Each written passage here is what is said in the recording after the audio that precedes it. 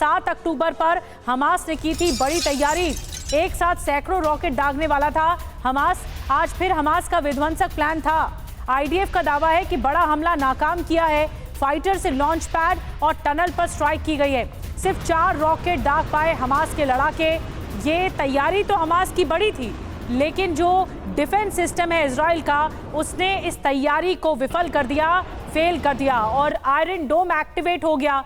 कई मिसाइलें जो इंटरसेप्ट की गई, बताया जा रहा है कि सिर्फ 4 ही मिसाइलें दागी गई हैं। प्लानिंग बड़े ज्यादा मिसाइलों की थी।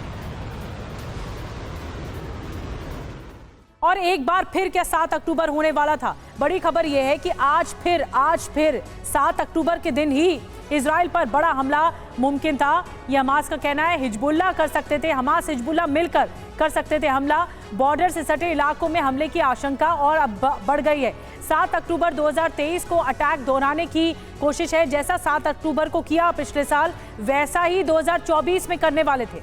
हमला क्यों? क्योंकि नेतन्याहू को बड़ा संदेश देने की कोशिश होगी, हमास की तरफ से भी, हिजबुल्लाह की तरफ से भी। 7 अक्टूबर की बरसी है, इसीलिए हमला करना और ज्यादा सिंबॉलिक हो जाता है। हमास हिजबुल्लाह को ईरान का समर्थन हासिल है। ईरान के इशारे पर बदले की तैयारी चल रही थी। ईरान पहले ही कर चुका है हमला। ऐसे में इजराइल 3-4 मोर्चों में एक साथ घिरा हुआ है। और 7 अक्टूबर को ये जो तारीख है, जिसे न कभी इजराइल भूलेगा, न फिलिस्तीन भूल पाएगा, न हमास भूल पाएगा, न लेबनान और न ही ईरान। 7 अक्टूबर 2023 वो तारीख है जिसके बाद से पूरा का पूरा मिडिल ईस्ट सुलगने लग गया और युद्ध शुरू हो गया। आखिर क्या हुआ था 7 अक्टूबर को, जिसके बाद युद्ध शुरू हो गया? आज हम आपको 7 अक्टूबर नरसंहार की एक एक बात बताएंगे कि पिछले 1 साल में मिडिल ईस्ट में क्या क्या हुआ है, कितनी बदल गई है दुनिया। क्योंकि पिछले 1 साल से TV9 भारतवर्ष भी वॉर जोन में लगातार डटा हुआ है। क्या इजराइल का बदला पूरा हो चुका है या अभी अधूरा है? तो लगातार हम खबरें आपको बता रहे हैं। ग्राउंड जीरो में हमारे सहयोगी सुमित चौधरी मौजूद हैं, वो रिपोर्ट्स भेज रहे हैं। एक और बड़ी खबर जो आ रही है, 7 अक्टूबर अटैक के बाद मिडिल ईस्ट में जंग की शुरुआत हो गई। अटैक के बाद सबसे पहले TV9 ही वो चैनल था जो सबसे पहले इजराइल पहुंचा था। TV9 संवाददाता मनीष झा की आपको रिपोर्ट दिखाते हैं, जब मनीष खुद वहां पर इजराइल के रीफ पहुंचे थे और वो मंजर बयां किया था। TV9 भारतवर्ष की टीम इस वक्त तेल अवीव और साउथ इजराइल के बीच एक ऐसे लोकेशन पर मौजूद है जिसे अभी मैं अगर आपको इजरायली डिफेंस फोर्स का एक टेम्पररी रीजनल हेडक्वार्टर कहूं तो वो गलत नहीं होगा। वो इसलिए क्योंकि कैमरे पर अभी आप जो तस्वीरें देख रहे हैं, यहाँ पर आप देखिए दर्जनों अभी इजरायली डिफेंस फोर्स के मिलिट्री व्हीकल्स दिखाई दे रहे हैं, जिसमें अलग अलग तरह की गाड़ियां हैं। इसमें बहुत सारी गाड़ियां, चाहे वो टैंक के तौर पर है, तो वहीं दूसरी तरफ बहुत सारी ऐसी गाड़ियां हैं जिसे मिलिट्री ऑपरेशन के दरमियान, चाहे ब्रिज के लिए या फिर दूसरे और चीज़ों के लिए इस्तेमाल किया जाता है। और अभी आप देखिए उन सब मिलिट्री गाड़ियों का जखीरा यहाँ पर आपको दिखाई दे रहा है। यहाँ पर देखिए कि यहाँ पर मिलिट्री पर्सनल जो मौजूद हैं वो अपनी तैयारी कर रहे हैं। ग्राउंड ऑपरेशन शुरू करने से पहले जो गाजा में लगातार जो इजराइल के डिफेंस फोर्सेस की सैन्य कार्रवाई होगी, उसकी ऑपरेशन शुरू करने से पहले यहाँ पर जो तैयारियां हो रही है, यहाँ से बैकअप सपोर्ट भेजा जा रहा है, वहीं दूसरी तरफ यहाँ से जो दूसरे लोगों को भेजा जा रहा है फ्रंट लाइन पर। तो हम इस वक्त वही लोकेशन आपको दिखा रहे हैं। देखिए इस जगह को किस तरीके से उन्होंने खुले आसमान में अपने रीजनल बेस हेडक्वार्टर के तौर पर तैयार किया और इसकी सुरक्षा के लिए लगातार आसमान में हेलीकॉप्टर चक्कर लगा रहे हैं। तो मनीष झा की उस वक्त की रिपोर्ट आपको दिखा रहे थे जब मनीष पहुंचे थे, इजराइल पर अटैक हुआ था। और 7 अक्टूबर के बाद कितने फ्रंट खुल गए हैं, अब आप ये जानिए कि किन किन मोर्चों पर इस वक्त लड़ाई चल रही है। देखिए गाजा है, गाजा में खात्मा किया, हमास से जंग लड़ी इजराइल ने। उसके बाद लेबनान में जंग शुरू हो गई और हिजबुल्लाह से जंग अभी भी चल रही है। इसके अलावा जो तीसरा मोर्चा है वो यमन का है, जहां पर हूती जो नॉन स्टेट एक्टर है या फिर प्रॉक्सीज जिसे कहें ईरान की, उससे भी इजराइल युद्ध लड़ रहा है। ईरान जहां पर जबरदस्त तनाव है, डायरेक्ट युद्ध तो शुरू नहीं हुआ लेकिन ईरान ने पहल करके मिसाइल अटैक किया इजराइल पर, तो यानी ये फ्रंट भी खुला हुआ है। सीरिया में बद्र लड़ाकों से भिड़त इस वक्त इजराइल के आईडीएफ की हो रही है। इसके अलावा इराक विद्रोही गुटों से भी जंग हो रही है। तो ये वो मोर्चे हैं, यानी 7 ऐसे फ्रंट है जहां पर लगातार इजराइल एक बड़ी लड़ाई लड़ रहा है। अब बड़ी बात क्या है, ईरान पर किसी भी वक्त इस वक्त हमला हो सकता है। ये कभी भी हो सकता है। आज एयर स्ट्राइक की जा सकती है और ये हिजबुल्लाह ने जो अटैक किया, ईरान ने जो अटैक किया, उसका बदला इजराइल ले सकता है। इजराइल की सभी तैयारियां पूरी भी कर ली गई हैं।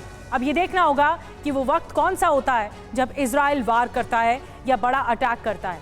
आपको बता दें कि प्रॉक्सी संगठन ईरान की सबसे बड़ी ताकत है और यही काम कर रहे हैं, यही हमला कर रहे हैं, जिसकी सप्लाई चेन इजराइल ने काट दी। खबर है कि ईरान की कुछ फोर्स के जो कमांडर है इस्माइल कानी मारे जा चुके हैं। दावा यह भी है कि कानी की मौत लेबनान के दाहिया में हुई है। वो उसी बंकर में मौजूद थे जिसे 72 घंटे पहले इजराइल ने 3000 किलो बारूद बरसाकर उड़ा दिया।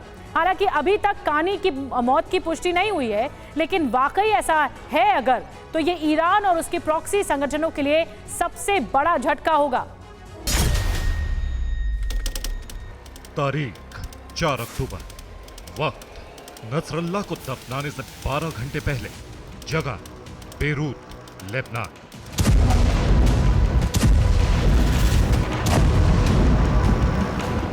इजराइल एयरफोर्स ने बेरूत के दाहिया में बड़ी एयर स्ट्राइक की। एक के बाद एक 15 स्ट्राइक से पूरा इलाका दहल उठा।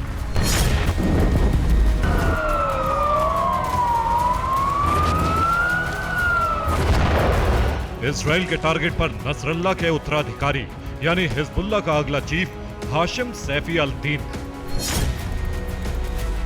जो हिजबुल्लाह के अंडरग्राउंड बंकर में मीटिंग के लिए पहुंचा था।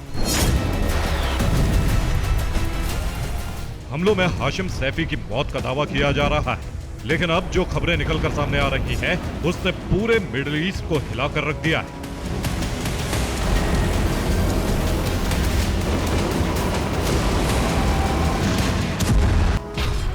दावा है कि दाहिया में ईरान के कुद्स फोर्स के कमांडर इस्माइल कानी भी मौजूद थे। वो हाशिम सैफी से मीटिंग के लिए पहुंचे थे। मीटिंग का एजेंडा नसरल्लाह की अंतिम यात्रा थी और हिजबुल्लाह को फिर मजबूत करने का प्लान पर चर्चा।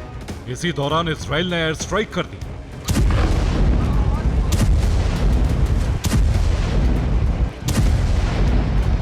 स्ट्राइक के वक्त अगर मीटिंग में कानी मौजूद था तो उसके जिंदा होने की उम्मीद बेहद कम है, क्योंकि इस मीटिंग में मौजूद Hezbollah commander Mohammad Rashid Saqafi और मोहम्मद यूसुफ अनीसी के मारे जाने की पुष्टि हो चुकी है। वहीं हमले के बाद से हाशिम सैफी का कोई अता पता नहीं।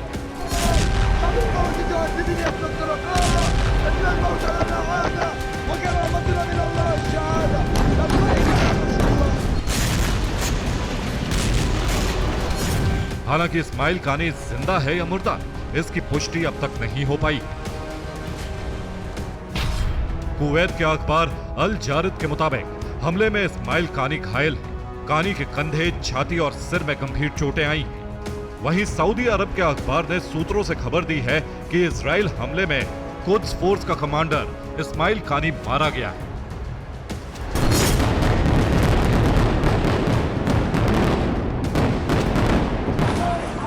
सिर्फ इतना ही नहीं, इजराइल मीडिया का भी दावा है कि इस्माइल कानी हमले में मारा जा चुका है। दावा है कि इजरायली सेना कानी की मौत की जांच कर रही है।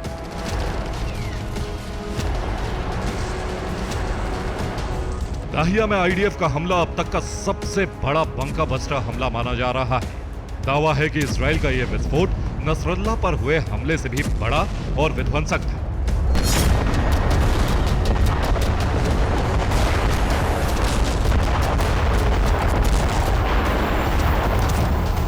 दावा है कि इजराइल ने यहां 100 बंका बस्टर बम की बरसात की थी और करीब 3000 किलो बारूद बरसाया था।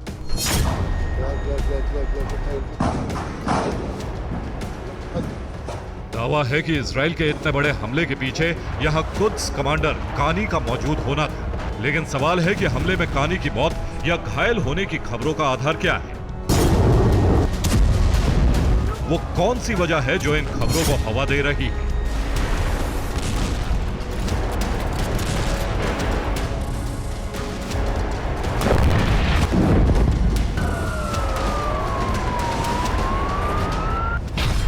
वजह नंबर 1, इस्माइल कानी की नसरल्लाह के जनाजे में शामिल होने की खबर थी, लेकिन सूत्रों के मुताबिक वो जनाजे में नहीं पहुंचे।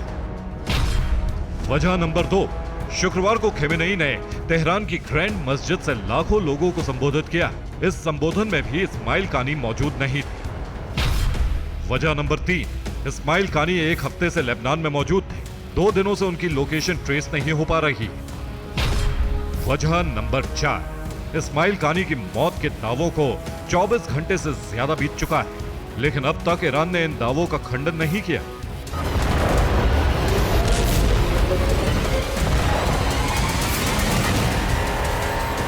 नसरुल्लाह का फ्यूनरल और खेमनेई का संबोधन, इन दोनों जगहों पर इस्माइल कानी की गैर मौजूदगी जहां शक पैदा कर रही है, वहीं ईरानी सरकार की चुप्पी इस शक को यकीन में बदल रही है।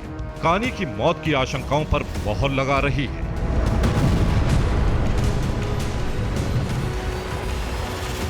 ईरानी मीडिया में भी इस तरह की खबरें तूल पकड़ चुकी हैं। ईरानी मीडिया अपनी हेडलाइंस में सरकार से सवाल पूछ रही है, क्या हमारे जनरल जिंदा और ठीक हैं? क्या हम अपने कमांडर को देख पाएंगे? इस्माइल कानी की मौत की खबरें अगर सच हैं, तो ये ईरान के लिए बीते 4 सालों में लगे सबसे बड़े झटकों में से एक, क्योंकि कमांडर कानी की मौत का मतलब इजराइल के खिलाफ प्रॉक्सी ऑपरेशन का बेहद कमजोर होना है।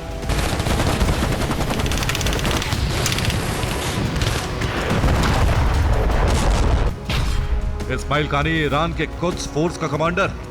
कुद्स फोर्स सभी प्रॉक्सी संगठनों को कंट्रोल करती है। प्रॉक्सी को हथियार पहुंचाने का जिम्मा भी कुद्स फोर्स के पास है। कानी के नहीं होने से प्रॉक्सी संगठन का नेटवर्क खतरे में पड़ सकता है। इस्माइल कानी की ईरान के लिए क्या अहमियत है, इसका अंदाजा इसी से लगाया जा सकता है कि उसे भविष्य में कासिम सुलेमानी का उत्तराधिकारी माना जाता है।